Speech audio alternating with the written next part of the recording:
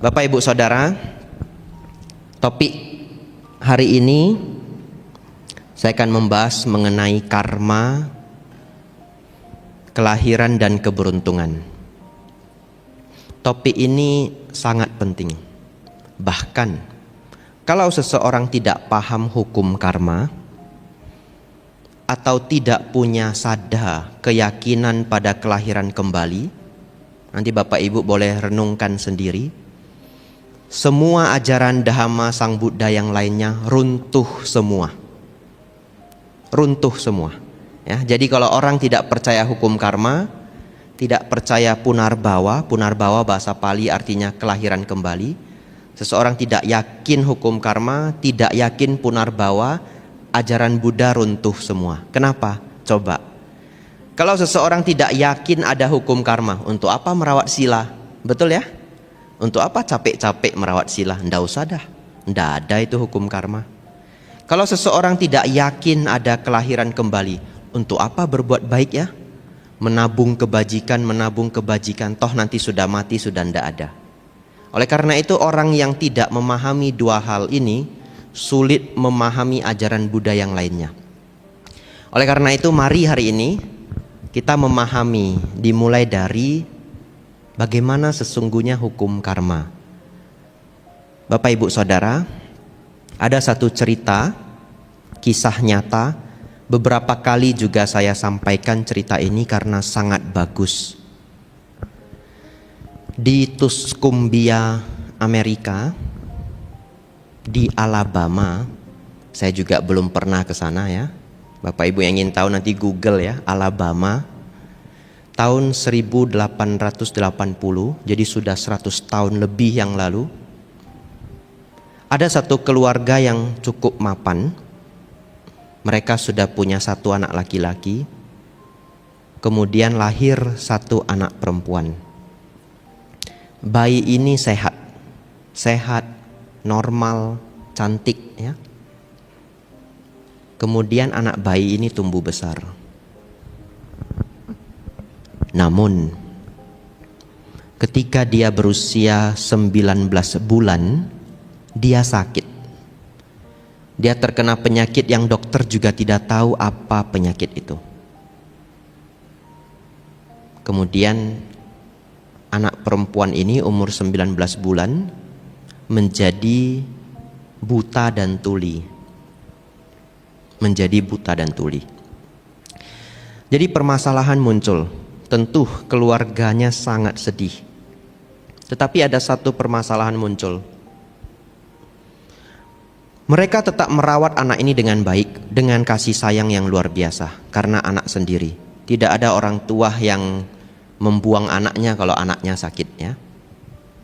Nah, mereka merawat dengan penuh kasih sayang. Hanya sekarang bayangkan kalau Bapak Ibu Saudara yang sudah pernah punya anak ya, karena saya belum pernah dan mungkin tidak akan pernah begitu ya.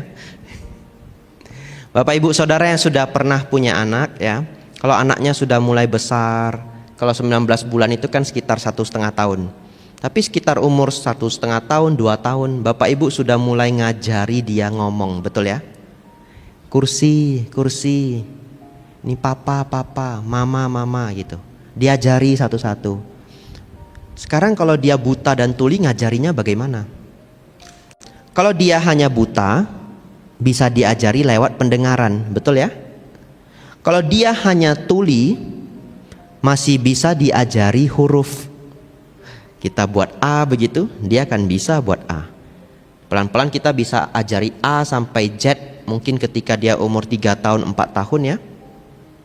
Kemudian mau ngajari ini buah nanas, N, E, N, A, S. Setelah dia bisa melihat huruf, memahami huruf, menulis huruf, membaca huruf, pelan-pelan dia bisa dikasih les atau diajarkan huruf Braille. Tahu huruf Braille ya? Huruf Braille itu yang timbul, jadi bisa diraba. Yang kepengen tahu nanti pulang ke apotik beli minyak GPU. Ini saya tidak di endorse ya. Beli minyak GPU itu ada huruf Braille-nya. Nah, jadi dulu saya ambil minyak GPU, kemudian saya raba-raba. Waduh, sampai kapan pun tidak bisa ngerti itu huruf braille ya. Karena Bapak Ibu Saudara raba, waduh sulit sekali memahami titik-titik itu. Karena tangan kita tidak sensitif. Tapi mereka yang tunanetra, ujung jari mereka menjadi sensitif.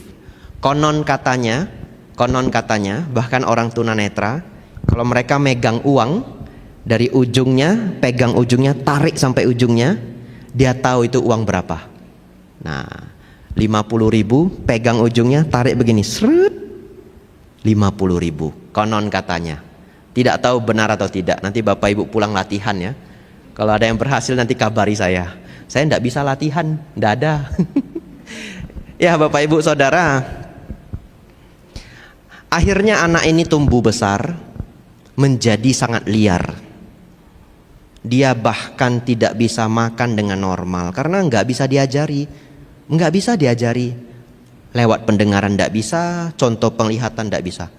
Jadi dia makan itu berserakan, dia makan itu ngambil nasinya masukkan ke mulut begitu, sangat tidak sopan. Kemudian dia mau melakukan apa saja terserah. Kalau dia main begini diacak-acak semua. Dan kalau dia sudah nangis teriak-teriak, hanya mamanya yang bisa tenangkan dia. Mamanya bagaimana? Mamanya cepat-cepat datang. Kemudian mamanya punya sebungkus wewangian. Dia punya sebungkus wewangian. Katakanlah itu bunga-bunga kering atau kayu-kayu yang wangi. Cepat-cepat bungkusan itu digoyangkan di depan wajahnya karena wangi. Begitu dia cium aroma wangi itu, dia tahu itu mamanya dia. Nanti mamanya langsung peluk dia. Nanti dia diem. Tapi kalau orang lain yang mau mencoba menenangkan dia, waduh, itu mulut bisa dicongkel-congkel. Karena dia juga tidak paham. Dia sudah seperti monster kecil. Jadi bahkan di rumah dia dipanggil monster kecil. Sampai dia umur 7 tahun. Ketika dia berumur 7 tahun, mereka baru memutuskan, walaupun ini setelah ayah ibunya ini berdebat. Ayahnya sayang sekali dengan dia, ayahnya mikir sudah begitu saja, tidak usah dipaksa-paksa lagi. Ibunya tidak mau menyerah. Ibunya tidak mau menyerah. Saya ingin anak saya punya harapan. Saya tidak ingin anak saya seperti ini saja. Ibunya cari kemana-mana guru yang bisa mengajari dia.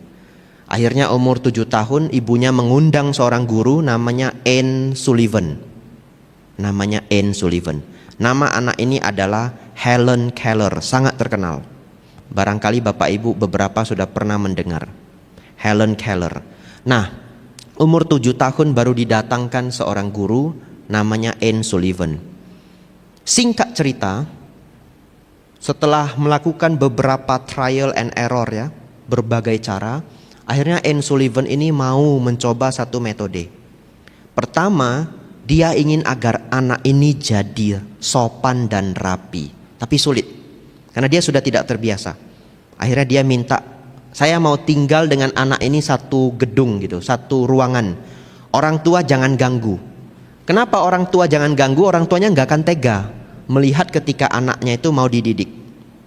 Wah, ayahnya ndak mau tapi ibunya mau. Akhirnya mereka setelah sepakat, akhirnya dilakukan juga. Anne Sullivan tinggal berdua dengan Helen Keller di satu gedung yang berbeda, satu kamar kecil yang berbeda. Di sana Helen Keller itu benar-benar dididik. Jadi kalau dia mau makan, dia mau comot makanannya begini ya, langsung dilarang, tangannya ditahan di bawah, dikasih sendok. Kasih sendok, sendoknya dia buang, puang, diambil lagi, ambil sendok. Diulang dari pagi sampai malam. Pokoknya kalau dia nggak mau pegang sendok itu ya dia nggak makan-makan. Tapi dia tahu di depan ada makanan karena tercium, karena terpegang. Akhirnya dia mengalah juga. Namanya anak-anak lapar ya. Pagi sampai malam sudah dibegitukan, dia mengalah juga, dia mau pakai sendok. Pelan-pelan sendok ini dipaksa dipegang keras-keras ya. Kemudian makanannya itu sambil dipaksa pelan-pelan dia masukkan ke mulut. Tapi dia sampai jahat, dia sebelum masukkan ke mulut dia lempar ke muka gurunya, lempar asal-asalan. Tapi ulang, akhirnya bisa. Intinya pelajaran pertama membuat anak ini jadi sopan, jadi lebih rapi, berhasil. Dia mulai tenang, mulai kalem. Tantangan yang kedua, bagaimana ngajari dia baca? Betul ya? Ini gimana ngajari dia baca? Huruf Braille dia bisa nyentuh, tapi gimana ngasih tahu kalau 2 titik artinya B, 2 titik artinya C, gimana ngasih taunya? Dia ndak bisa lihat, dia ndak bisa dengar, nggak ada inputnya. Akhirnya dicoba satu metode luar biasa. Setiap kali gurunya mau ngajari sesuatu, contoh ini kursi, kata kursi itu dihembuskan di kulitnya. Kursi. Jadi ini hembusan angin ini ada rasanya. Kursi ya. Nanti pulang coba sendiri ya. Kursi, kata Bante ada rasanya begitu ya. Dicoba, satu-satu kata dicoba, berbulan-bulan tidak berhasil. Tapi satu ketika dia menyentuh air di depan tempat sumur yang pakai ungkit itu, sumur ungkit ya, tidak tahu namanya apa di sini. Kemudian air itu keluar, anak ini diajari kata pertama water, yang artinya air. Dan itu kali pertama dia bisa mengulang water, karena dia bisa bicara, betul ya? Dia tidak bisu, tapi tentu suaranya tidak bagus. Water. Dan itu kali pertama dia bisa diberi input. Guru, orang tua, satu keluarga semua terkejut luar biasa. Sejak hari itu dia mulai diajari input. Kemudian dia pegang kunci. Setiap dia pegang sesuatu, dia cepat-cepat ngasih tangan ke gurunya. Anak ini cerdas. Jadi anak ini cerdas, dia hanya cacat saja. Dia pegang buku, cepat-cepat dia cari gurunya atau mamanya, dia kasih tangan. Nanti diajari, buku. Satu-satu, hari ke hari, dia mulai mengenal ini semua, benda-benda dan namanya. Kemudian sudah mulai bisa diajari sign language, bahasa isyarat. Ini ada bahasa isyarat, pernah tahu ya? Nah, bahasa isyarat ini bagaimana ngajarinya? Gurunya buat bentukan tangan, kemudian dia memegang, jadi digenggam. Kemudian tangan dia itu diatur sampai mirip dengan yang tadi dibuat oleh gurunya. Pelan-pelan, dia bisa bahasa isyarat. Sangat luar biasa. Kisah nyata. Nama anak ini Helen Keller. Nah, Bapak Ibu Saudara, kita berhenti sebentar. Kita bahas hukum karma. Bapak Ibu Saudara, hukum karma, kalau kita bertanya kenapa Helen Keller ini bisa sakit umur 19 bulan, kenapa dunia begitu tidak adil, inilah cara bekerja hukum karma. Kalau seseorang pernah berbuat buruk di kehidupan yang lampau, maka di kehidupan ini dia akan merasakan buahnya atau akibatnya. Tapi hari ini yang ingin saya tekankan, bahwa nasib seseorang itu tidak hanya ditentukan oleh karma lampau. Tapi saya akan bahas mengenai karma lampau dulu. Karma lampau yang menjadikan kita lahir seperti ini hari ini, lahir di kota apa, wajah seperti apa, itu adalah hal yang memang tidak bisa kita ubah lagi, ya. Itu yang kita bawa dari kehidupan yang lampau. Seperti pada Helen Keller ini. Nah, saya lanjut dulu ceritanya, saya pikir nanti kita bahas lagi mengenai karma agar komplit. Kemudian Bapak Ibu Saudara, Helen Keller ini setelah dia bisa huruf Braille, bisa tulis, dia sekolah. Dia bisa ikut sekolah, tapi gurunya selalu nemani.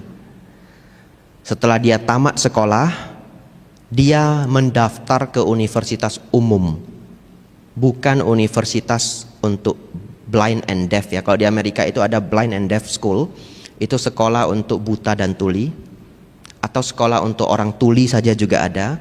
Bahkan universitas-universitas top dari Yale University yang khusus untuk orang yang tunarungu itu juga ada.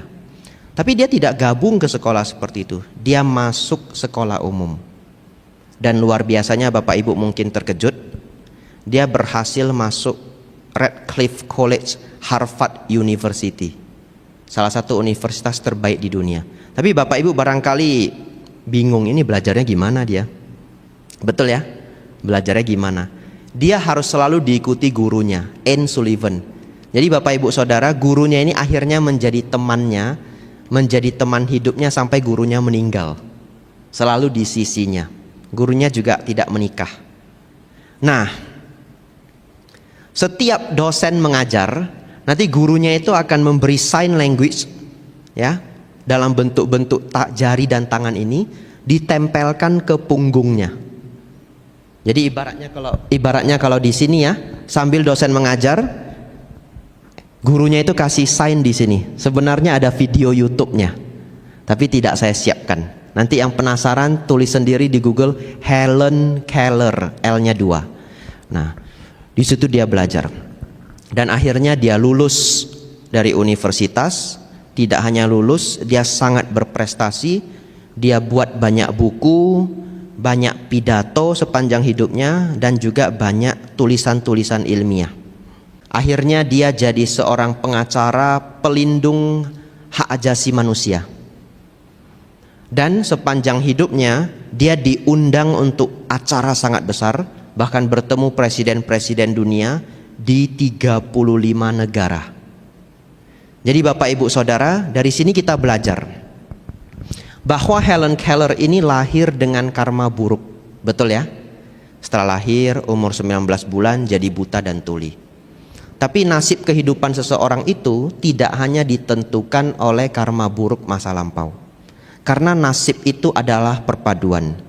Jadi hari ini kita harus belajar, nasib itu adalah perpaduan antara kehidupan lampau, karma kehidupan lampau, dan karma kehidupan ini.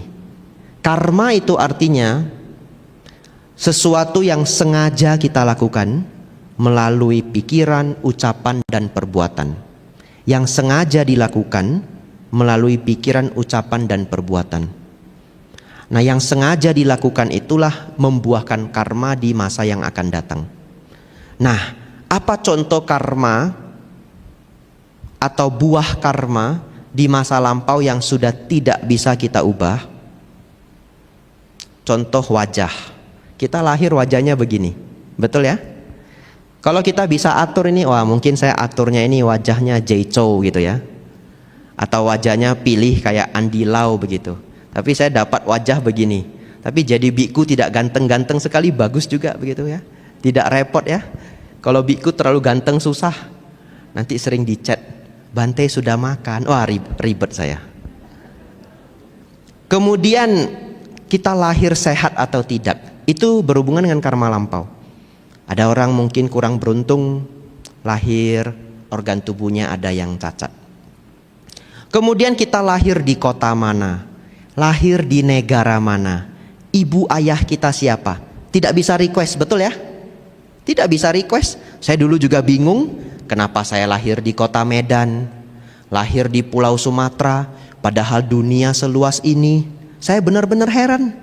Lahir jadi minoritas, kemudian agama saya 0,7% saja. Agama Buddha cuma 0,7% di Indonesia. Saya di Thailand sering ditanya, Tan Kap, di Indonesia Chau Put miกี่%? Itu bahasa Thainya. Auso, kalau yang lebih senior ya, Auso itu artinya sahabat. Biku senior manggil biku junior. Auso, di Indonesia itu umat Buddha ada berapa persen?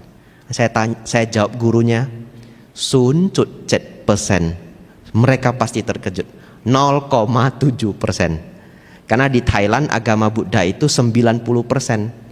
Orang Thai itu 80 juta jiwa. Jadi kalau kita ke Thailand itu terbalik. Kalau di Indonesia susah cari biku, susah ketemu wihara, betul ya? Tapi kalau ke Thailand setiap sudut ada biku. Kalau pagi-pagi ke pasar biku di mana-mana karena pindah patah. Kemudian kalau kita ke Thailand itu hampir setiap jalan itu ada wihara. Nah, jadi ada memang buah karma lampau yang sudah tidak bisa kita ubah. Tidak bisa lagi kita ubah, kita lahir sudah begini. Tetapi nasib seseorang tidak hanya berhubungan dengan karma kehidupan lampau. Juga ada karma kehidupan ini. Dan karma kehidupan ini sangat penting. Itu yang menentukan nasib Bapak Ibu Saudara di masa yang akan datang. Jadi apa yang kita lakukan hari ini menentukan yang akan datang. Jadi oleh karena itu kadang ada orang yang mungkin dalam kehidupannya dia kurang sukses. Dia lahir di keluarga yang kurang mapan. Tapi dia terus menyalahkan karmanya. Ini karma lampau saya, karma lampau saya. Tapi dia tidak mau mengubah yang hari ini, maka dia tidak bisa kemana-mana. Dia akan terperangkap dalam kesulitan itu terus. Tapi sebaliknya sesungguhnya, coba kita renungkan bersama. Kalau ada seorang anak terlahir cerdas, IQ-nya lumayan tinggi, itu karma masa lampau, betul? Terlahir cerdas, tidak terlahir cerdas itu masa lampau, tidak bisa request. Saya kalau bisa request, saya minta sepintar Newton begitu ya, sepintar Dr. Stephen Hawking ya. Tapi kita tidak bisa request. Tapi kalau anak yang terlahir cerdas ini tidak rajin belajar, kemudian minggu depan mau ujian, dia tidak mau belajar, mungkin tidak nilai ujiannya bagus. Tidak mungkin. Tidak mungkin. Sepintar apapun seseorang, kalau dia ujian fisika, dia tidak mau hafal rumus, dia tidak akan bisa kerjakan itu. Betul ya? Karena kalau tidak ada rumusnya, sudah nggak bisa dilogikakan. Sepintar apapun seseorang ya, kalau dia ujian misalkan matematika, dia tidak mau ngerti hukum dasar aljabar misalkan, wah dia bingung sekolah, bingung semua waktu dia ujian. Nah, dia terlahir pintar, itu adalah buah karma lampau.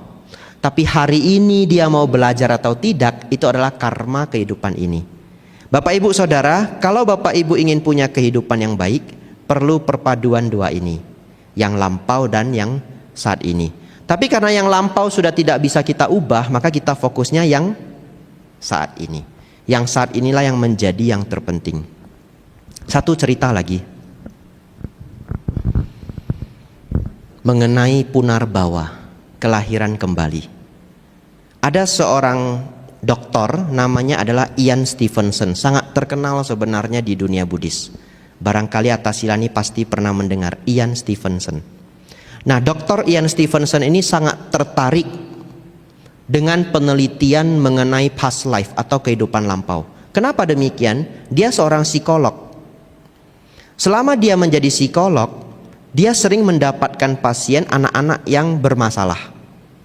Karena kalau di negara modern, anak-anak kalau lambat belajar atau lambat ngomong atau hiperaktif, autis, mereka akan bawa ke psikolog.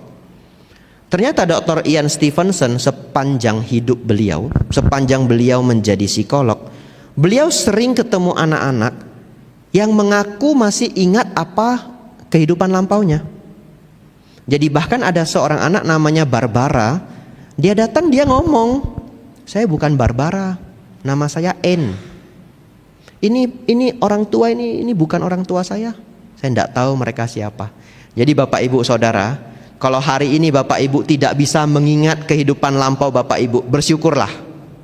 Karena kalau Bapak Ibu masih ingat, waktu tiba-tiba sudah umur 2-3 tahun, lihat orang tuanya, kita jadi bilang, kamu bukan mama saya. Seingat saya kamu bukan mama saya. Wah, berabe ya. Nah, ada seorang anak. Nah, Dr. Ian Stevenson selama melakukan penelitian, ada satu kasus yang unik. Walaupun sepanjang hidupnya dia merekam 25.000 kasus. Dan dia menulis beberapa buku yang akhirnya menjadi cukup terkenal. Tapi dari begitu banyak kasus, ada satu kasus yang mereka teliti dengan sangat serius. Anak ini namanya adalah James Leininger. Dia lahir di Louisiana. Anak ini normal. Anak laki-laki ini normal.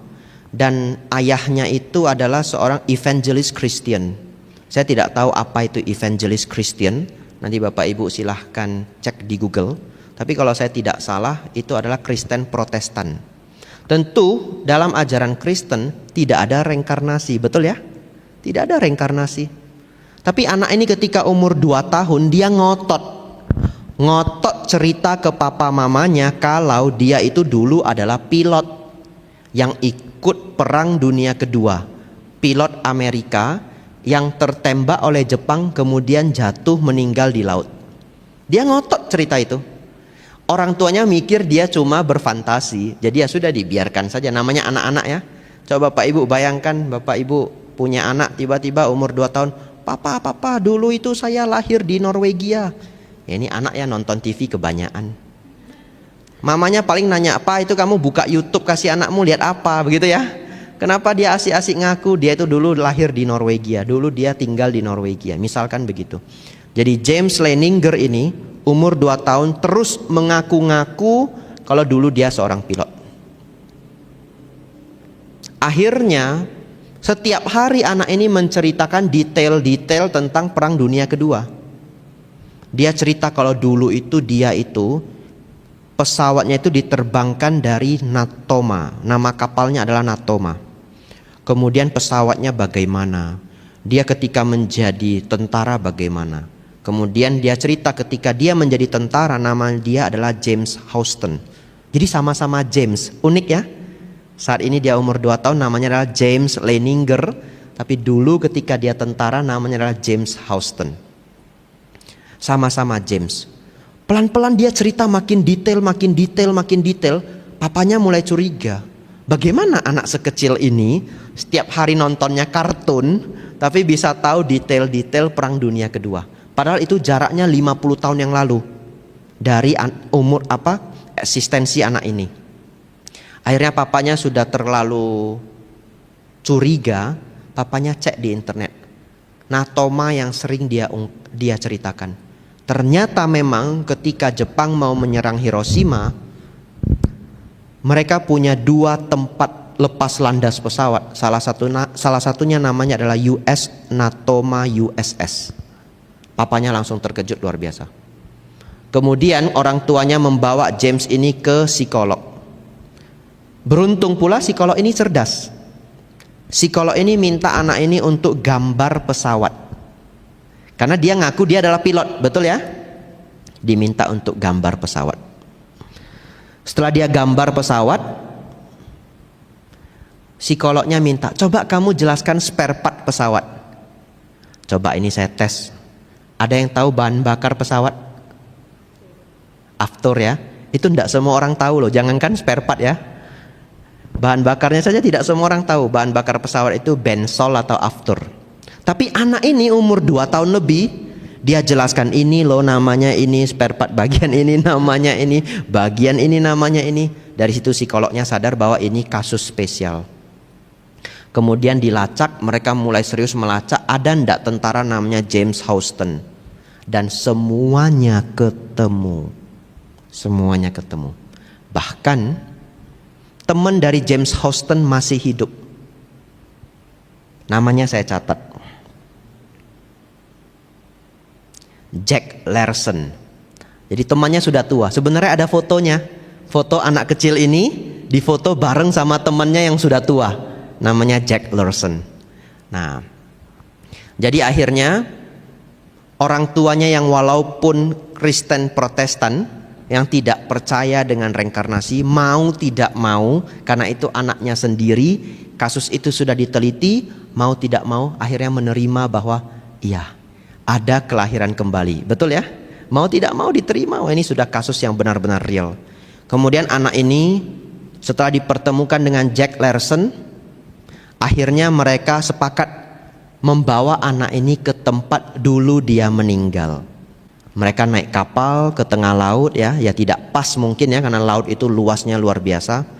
Tapi di daerah Natoma, kapal Natoma yang dulu dia ungkapkan itu, dia bawa bunga. Ada videonya sebenarnya, cukup sedih juga videonya. Jadi dia bawa bunga, dia lempar ke laut, lalu dia bilang, "Goodbye James Houston." Padahal itu dirinya sendiri ya. Padahal itu dirinya sendiri. Dia sebar bunga ke laut, padahal itu dirinya sendiri. Kemudian anak itu masih kecil, ada videonya. Dia buat gerakan seperti ini, dia bilang salute to James Houston, memberi salut kepada James Houston. Lalu setelah itu videonya habis. Jadi itu adalah eksperimen, satu studi, satu pelajaran grup tim dari Ian Stevenson, walaupun Dr. Ian Stevenson sekarang sudah meninggal, tapi ini murid-muridnya melanjutkan penelitian ini. Ini salah satu kisah yang paling bagus ya, yang tertangkap di zaman ini mengenai bukti reinkarnasi. Bapak Ibu Saudara, kita sangat beruntung. Menurut saya, kita sangat beruntung. Kalau kita memahami hukum karma itu sangat sederhana Bapak Ibu. Kalau kita memberi kebahagiaan, kebahagiaan akan kembali pada kita. Ya. Seseorang yang berbuat baik akan berbuah kebahagiaan. Seseorang yang berbuat buruk akan berbuah penderitaan. Ya. Seseorang berbuat baik akan berbuah kebahagiaan. Seseorang berbuat buruk akan berbuah penderitaan. Hukum karma begitu sederhana. Kita memahami itu rahasia alam. Coba bayangkan kalau dulu Helen Keller itu paham hukum karma. Hari ini dia tidak terlahir buta tuli, betul ya? Dia tidak menjadi sakit, karena dia pasti akan dengan hati-hati merawat sila. Kemudian kita beruntung Bapak Ibu, kita paham bahwa ada kelahiran kembali. Dengan kita paham ada kelahiran kembali, hidup kita menjadi hati-hati. Kita mau merawat sila, mau berbuat kebajikan. Bapak Ibu hari ini mau datang ke wihara belajar dhamma, agar Bapak Ibu bahagia di kelahiran ini, bahagia di kehidupan ini, bahagia lagi di kehidupan yang akan datang. Satu ketika ada seorang Brahmana datang mencari Sang Buddha. Kemudian dia bertanya ke Sang Buddha. Pertanyaannya bagus sekali. Sang Buddha, jadi dia bukan Buddhis, jadi dia tidak panggil Sang Buddha dengan sebutan Bhante. Jadi kalau kita baca sutta, yang manggil Bhante itu hanya umat Buddha. Tapi dia bukan umat Buddha. Dia hanya Brahmana yang ingin ketemu Sang Buddha. Jadi dia panggil Sang Buddha dengan sebutan Samana Gotama. Jadi dia menghadap Sang Buddha, dia kemudian bertanya, Samana, Anda mengajarkan mengenai hukum karma. Tapi bagaimana kita tahu hukum karma itu benar atau tidak? Bagaimana kalau setelah saya berbuat banyak kebajikan ternyata kelahiran yang akan datang itu tidak ada? Bagaimana? Nah, dia agak skeptis ya, tidak gampang percayaan. Sebenarnya salahnya dia ya, karena dia tidak bisa melihat kehidupan lampau. Sebenarnya kalau ingin membuktikan apakah kehidupan lampau itu benar atau tidak, selain dari kisah-kisah bukti penelitian, cara yang terbaik adalah dari meditasi, betul ya? Masuk ke dalam meditasi, kemudian pikiran menjadi sangat terpusat. Ya tentu manusia pada umumnya tidak bisa melakukan ini, tapi kalau samadinya sangat kuat, dia bisa melihat kelahiran yang lampau. Tapi Sang Buddha menjawab dia dengan sangat baik, sangat baik. Sang Buddha menjawab demikian, oh Brahmana, apabila seseorang berbuat buruk, berbuat baik dulu. Apabila seseorang berbuat baik di kehidupan ini, maka apabila ternyata kelahiran kembali itu tidak ada, maka sepanjang dia berbuat baik di kehidupan ini, dia bahagia di kehidupan ini. Dan kalau kehidupan yang akan datang itu benar-benar ada, maka dia juga berbahagia di kehidupan yang akan datang. Tapi kalau seseorang berbuat buruk di kehidupan ini, maka dia akan menderita di kehidupan ini. Dan kalaupun kehidupan yang akan datang itu benar-benar ada, maka dia akan menderita lagi di kehidupan yang akan datang. Maksudnya bagaimana? Jadi Sang Buddha mengikuti pemikiran skeptis orang ini yang tidak percayaan. Sang Buddha menjelaskan, kalaupun Anda ragu, tapi Anda memilih jadi orang baik, maka Anda setidaknya bahagia di kehidupan ini. Kenapa? Karena kalau kita berbuat baik ya, kita akan bahagia. Bapak Ibu pernah tidak setelah membantu orang kemudian merasa bahagia? Pernah. Bapak Ibu pernah berpikir enggak setelah traktir temannya makan, teman kita jadi lebih akrab dengan kita? Betul? Itu adalah buah langsung, tidak perlu menunggu kehidupan yang akan datang. Bapak Ibu dulu mendapatkan orang tua yang baik. Hari ini Bapak Ibu merawat orang tua Bapak Ibu, betul ya? Coba dapat orang tua yang jahat, sedikit-sedikit anaknya digetok kepalanya, sedikit-sedikit anaknya digetok kepalanya. Ini mohon maaf kalau orangnya mendengar. Saya dulu pernah di Jakarta didatangi seorang ibu membawa anaknya sudah menjadi gila. Mohon maaf. Karena papanya sering jedot kepalanya ke dinding. Ini kisah serius. Jadi akhirnya saya ketemu anak ini di Dharma Ratna, sudah besar, mungkin sudah umur 21, 20. Dan dia benar-benar menjadi sakit. Katanya papanya itu sering jedot kepalanya ke dinding. Satu hari terlalu keras sampai dia pingsan. Saya masih berpikir, benar nggak ya dia sakit? Kemudian saya menunggu dia duduk di depan saya ajak ngomong, dia takut sekali. Melihat saya juga takut sekali. Kemudian tahu tidak, di samping saya itu adalah segar ya, larutan kaki 3. Ketika saya buka botol larutan kaki 3 itu kan ada suaranya krek gitu ya. Dia terkejut sampai nangis. Jadi bayangkan trauma yang muncul dalam dirinya. Nah Bapak Ibu Saudara, kita kembali ke memahami hukum karma dari Brahmana ini. Sang Buddha menggunakan perspektif dia. Kalau Anda berbuat baik di kehidupan ini, Anda berbahagia satu kali. Karena berbuat baik di kehidupan ini, bahagia di kehidupan ini. Dan kalau ternyata kehidupan yang akan datang ada, Anda berbahagia lagi satu kali. Betul ya? Berarti kalaupun tidak ada, dia untung satu kali. Kalau benar-benar ada, untung 2 kali. Tapi kalau Anda berbuat buruk, begitu Anda berbuat buruk di kehidupan ini, Anda sudah rugi 1 kali. Karena orang yang berbuat buruk itu sebenarnya dapat banyak penderitaan. Hanya kadang dia tidak sadar. Contoh, seseorang yang pernah mencuri 1-2 kali kemudian tersebar, bisa dia dipercaya orang lagi? Gak bisa. Dia sudah sulit berbisnis untuk seumur hidupnya. Apalagi zaman sekarang. Kalau zaman dulu ya, dipecat secara tidak hormat, masuk koran. Kalau korannya koran analisa di kota Medan, yang tahu hanya orang Medan, dia bisa lari ke Balikpapan. Betul ya? Dia bisa lari ke Balikpapan. Tiba-tiba tinggal dekat sini. Bapak Ibu enggak tahu dia pernah mencuri. Tapi zaman sekarang kalau ada berita itu kadang di-share di Facebook. Wah gawat. Oleh karena itu seseorang berbuat buruk, dia sudah menderita dulu, dia sudah rugi dulu 1 kali di kehidupan ini. Dan bagaimana kalau ternyata kehidupan yang akan datang benar-benar ada, maka dia rugi 2 kali. Dia bisa terlahir lagi di alam yang menderita, ataupun lahir di alam manusia kurang beruntung. Bapak Ibu Saudara, bagian yang terakhir ya. Karena tadi janji sebenarnya lewat tidak apa-apa kata Tasilani, tapi ceramahnya sekitar 45 menit. Terakhir, judul kita hukum karma, kelahiran kembali dan keberuntungan. Ini yang ditunggu-tunggu nih, Bante gimana biar hoki, begitu ya? Ini ditunggu-tunggu dari tadi, Bante gimana biar hoki. Ya, Bapak Ibu Saudara, ini ada satu fenomena. Saya ajak Bapak Ibu untuk merenung. Satu fenomena. Di masyarakat, semua orang senang berdoa. Setiap agama masing-masing juga punya cara berdoanya masing-masing. Waktu saya kecil, saya sering ke kelenteng, ikut mama.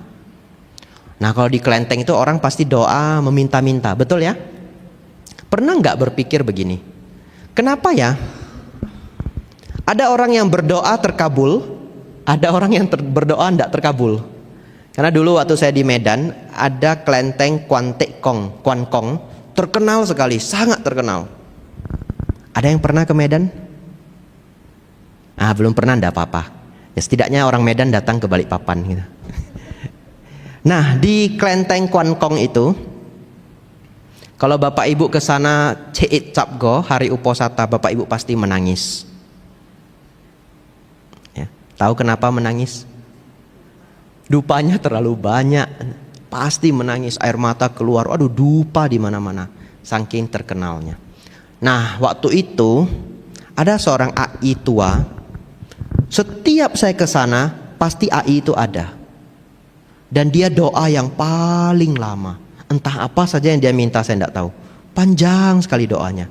Lalu saya heran, ini AI doanya paling lama, datang paling rajin, kok enggak terkabul ya doanya ya, betul ya?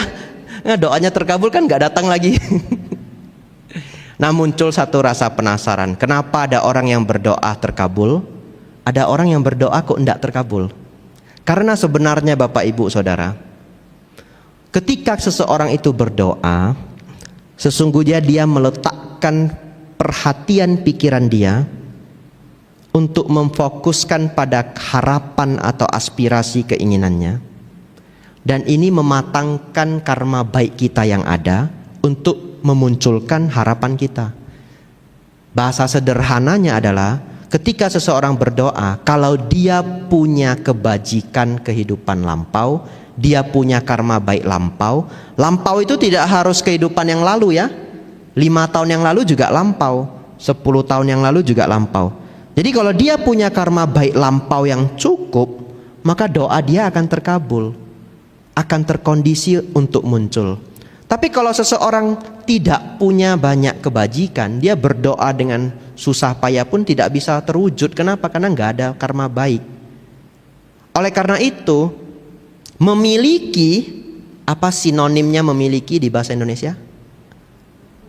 Punya ya, mempunyai. Punya itu bahasa Pali, artinya kebajikan. Jadi kalau Bapak Ibu punya sesuatu, itu punya itu karena dari kebajikan. Makanya sinonim dari orang kaya adalah orang punya. Orang punya itu apa? Orang yang punya, orang yang berkebajikan. Karena apa yang kita punya itu adalah hasil kebajikan. Ini ada cerita menarik sekali, sangat menarik. Diceritakan langsung oleh Bante Panyawaro ya. Satu ketika beliau cerita ke saya, setiap pagi dan sore Bante Panya itu selalu keliling wihara.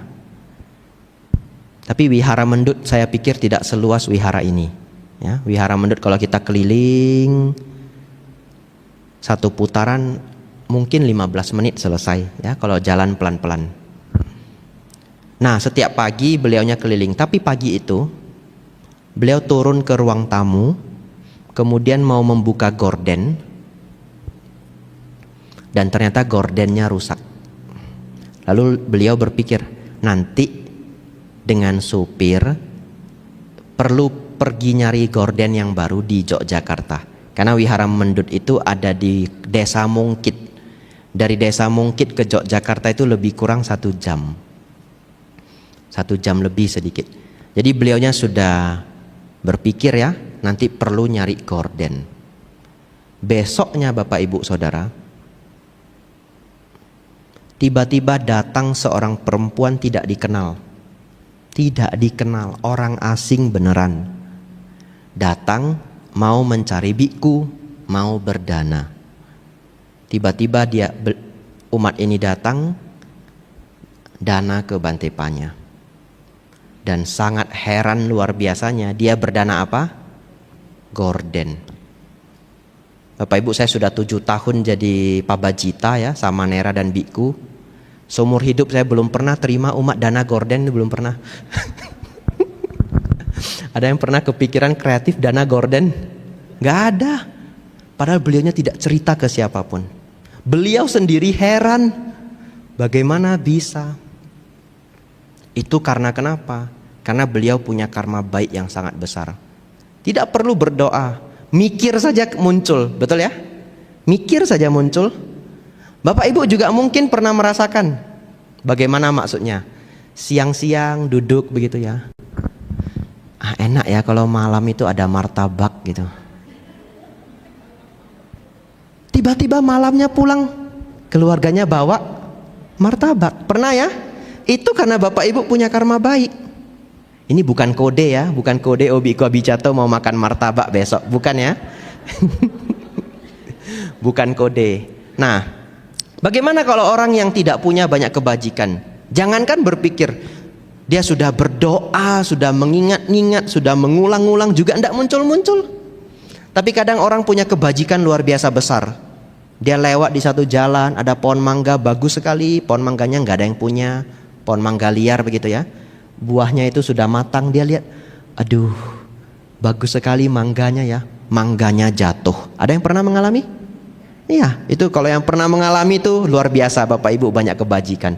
Mangganya bagus, plek, mangganya jatuh. Itu sangat nggak normal. Satu hari itu 24 jam, 1 jam itu 3.600 detik. Berarti ada 3.600 detik kali 24 jam, kemungkinan detik dia jatuh itu kecil. kecil sekali, kenapa pas kita mikir dia jatuh, betul enggak? Itu sangat aneh. Bapak Ibu Saudara, dari perenungan ini kita jadi tahu, kalau seseorang punya banyak kebajikan, maka harapan-harapan dia itu sering terkabul. 1 minggu yang lalu, saya tiba-tiba malam-malam begini, ya, saya tidak ada kelas dhamma, saya merenung begini. Aduh, saya kepengen baca buku Bante Buddha Dasa. Ada yang kenal? Tidak ada yang kenal ya? Ya, sedikit orang mungkin tahu Bante Buddha Dasa, seorang biku yang sangat terkenal di Thailand. Jadi saya kepikiran ingin baca buku Bante Buddha Dasa. Saya baru kepikiran begini, oh besok saya hubungi teman saya yang di Thailand. Nama teman saya Luang Pi Kambalo. Luang Pi itu Bante ya, Bante Kambalo. Junior saya di Wat Bowen. Saya baru kepikiran, saya mau pesan ke Kambalo teman saya, tolong ya kalau ada buku-buku Bante Buddha Dasa tolong disimpankan.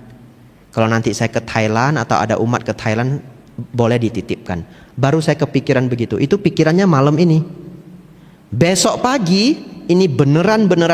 Kalau ada yang kenal orangnya silakan chat orangnya. Besok pagi ada seorang umat namanya Wiling, orang Makassar. Dia cukup terkenal di dunia Buddhis.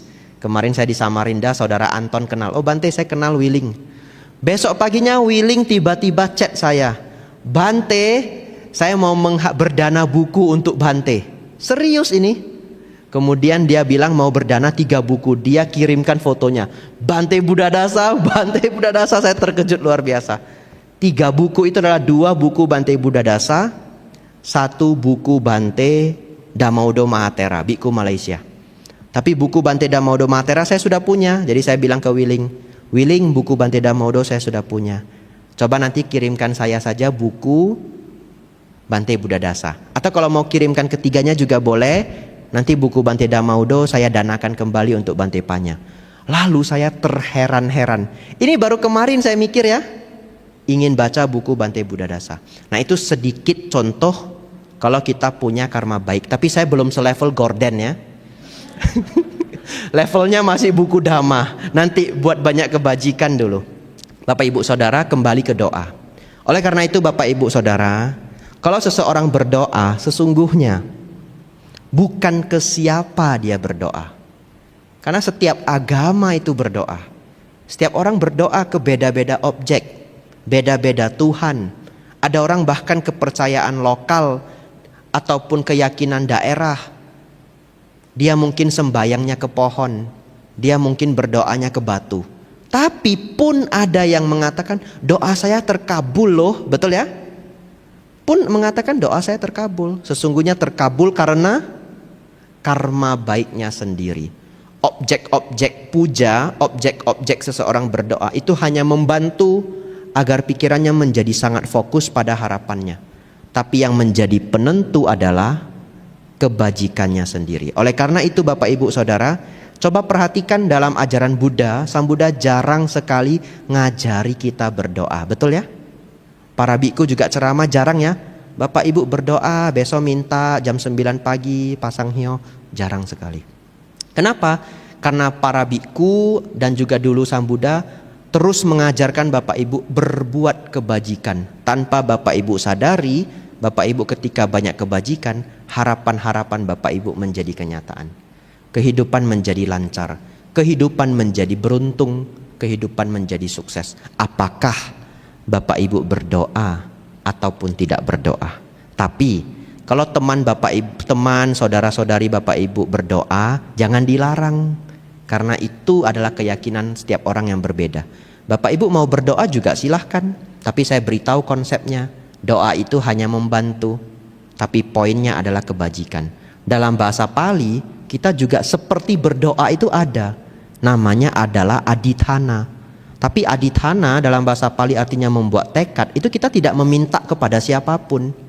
Ingat ya, tidak meminta kepada siapapun, hanya mengulang tekad. Semoga besok, dan diteruskan harapannya. Contoh, saya kepikiran, nanti saya mau buat program Pabaja di Mendut. Saya membuat adithana, semoga nanti program Pabajanya lancar. Seperti itu misalkan ya. Bante minta ke dewa apa? Bante doanya ke bodhisatta apa? Enggak. Saya hanya membuat tekad di dalam pikiran. Itu namanya adithana. Dan kalau Bapak Ibu punya kebajikan, adithana itu bisa menjadi kenyataan. Ya Bapak Ibu Saudara, itu topik kita hari ini ya. Wah, ceramahnya lebih 7 menit ya.